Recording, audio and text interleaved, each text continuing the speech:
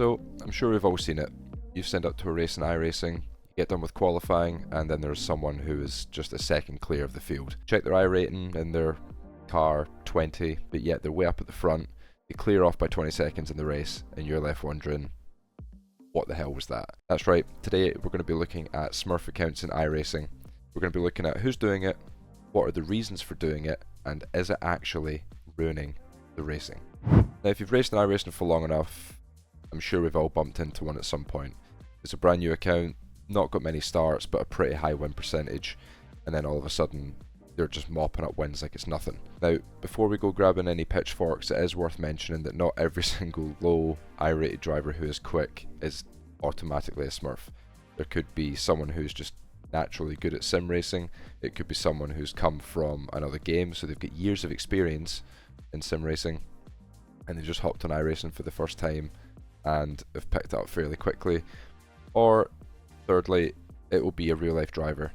With the rising costs of real life motorsport and things like that, there's more and more real life drivers are using a simulator to get extra track time for a fraction of the cost. But of course, there are some who have a second account for other reasons, which we're going to explore now. So firstly, what is a smurf for those of you who don't know? Well, basically it is just a second account that an experienced driver has set up. Now, there's multiple reasons for why people have smurf accounts, but I'm only going to discuss two in this video because they're the two main ones to talk about. Any other reasons for having a smurf account is pretty much negligible. So the first one will be a content creator. Now, there's not many of these, to be honest, like all your big streamers and things like that. There's a few who have smurf accounts, but not many. For the most part, they either do it for like a last to first challenge to make the content a bit more interesting, and do races with challenges within the race. So if you hit a certain sub goal, they'll do this, blah blah blah. Or there's others that stream that have a main account with a pretty decent chunk of I rating that they're not doing it for esports reasons, but they've worked hard and done well enough to get to a good I rating level, and they don't just want to tank it doing races to keep the streams interesting. But the most common reason why, and why at least 90% of people have smurf accounts, is people protecting the stats on their main account. As I say, 90% of the time it is an esports driver who has a second account so that they can race whatever they like without having to damage their I rating. Due to the amount of pressure that are on top drivers to maintain a high I rating for special events, they don't have the freedom to sign up to a race in whatever car they like or sign up to whatever series they like, because one bad race or two bad races here and there, and all of a sudden they haven't got the I rating to even race in that special event.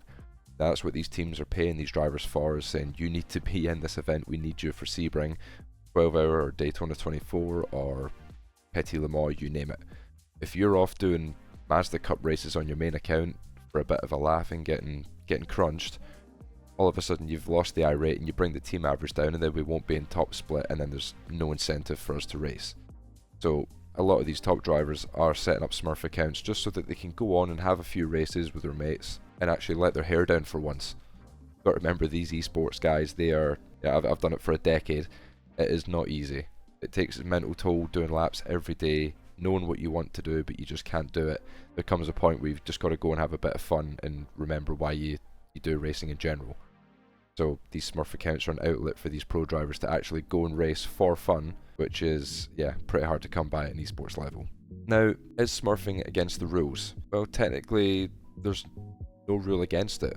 Providing that you use the same name that your main account has, there's absolutely nothing wrong with having a smurf account if you want to go by the iRacing sporting code. The only time iRacing will ban you for having a second account is if you set it up with a different name your main account, so something completely unrelated, or you're using it to circumvent a ban on your main account.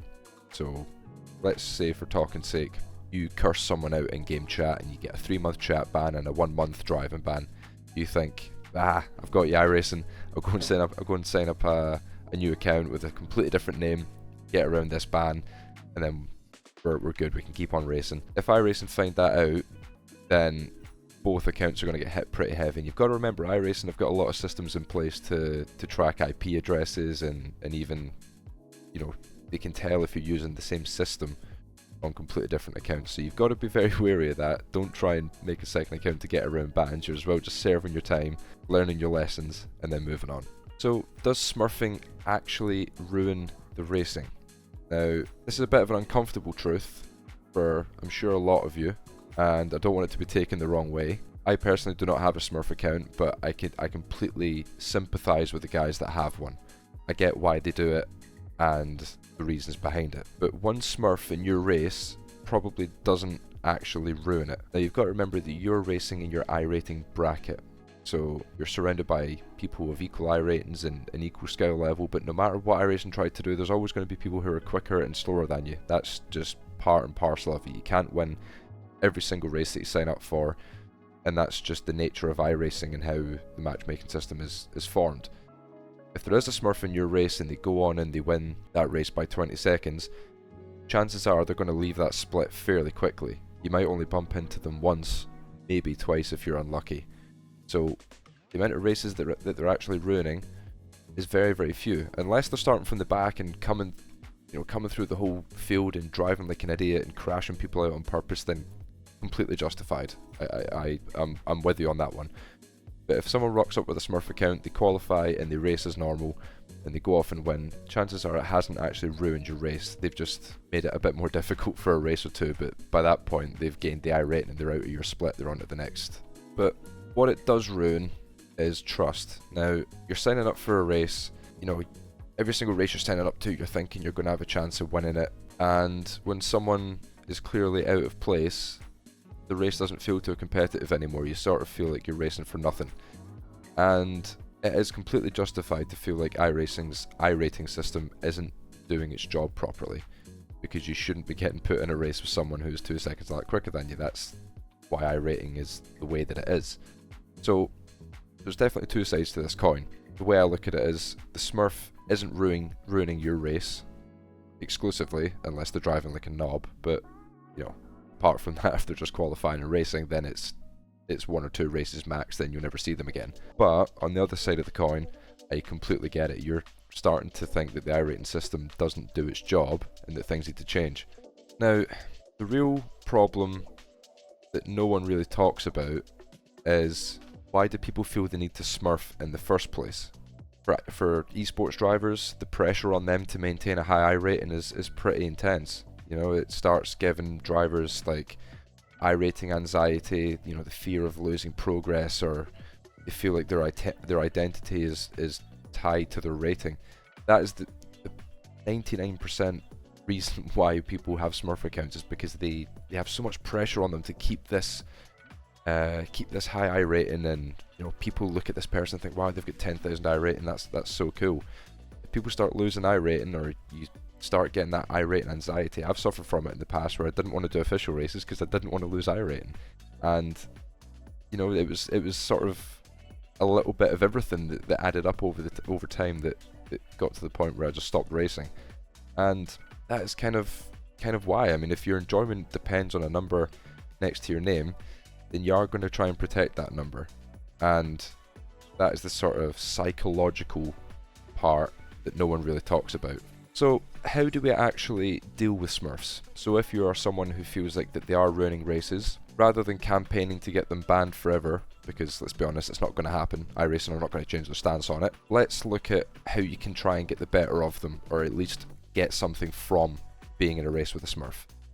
Now, the first thing I would mention is just focus on the pace delta, not your position. So try and use that driver as a benchmark, see what your gap is between yourself and the said Smurf account. Obviously, providing they're using the same name, you can check their main account, see what kind of iRating they've got, and then you can say, okay, I'm like a second off the top guys. Then you can start watching the replays, re-watching their qualifying laps and how they're preparing the tires and things like that, and then just try and treat racing as a Smurf as a free coaching session. You have someone in front of you who could have 10, 11,000 iRating on their main account, and you're in a race with them, and you can see everything that they're about to do. You can see their lines on track, you can see their qualifying laps, how they're preparing the tyres, even something as small as where are they braking for the pit-in when they're coming in to refuel the car in a GT3 race. You've got all these free little bits of information that you can pick up on. So rather than getting annoyed and rage quitting from the race as soon as it finishes, just take 5-10 minutes and go and watch what that guy was doing and use it as a free coaching session. It's free information and it's free data. Now, if you don't know how to extract that kind of data, then that is exactly what I help people do. If you click the Discord link in the description, you can book a coaching session with me in my Discord, and if you have any kind of questions about how to decipher telemetry or how, what you're looking for when you're analysing someone's replay, or even just how to get more out yourself, if you're interested in that, as I say, click on that link in the description, pop a message in the booking request, and I'll get back to you on that one. So here's the real question. Are Smurfs ruining iRacing? Or are they just exposing a weakness in the system? Comment below, let me know what you guys think about Smurfs, and thanks for watching guys, we'll see you in the next one.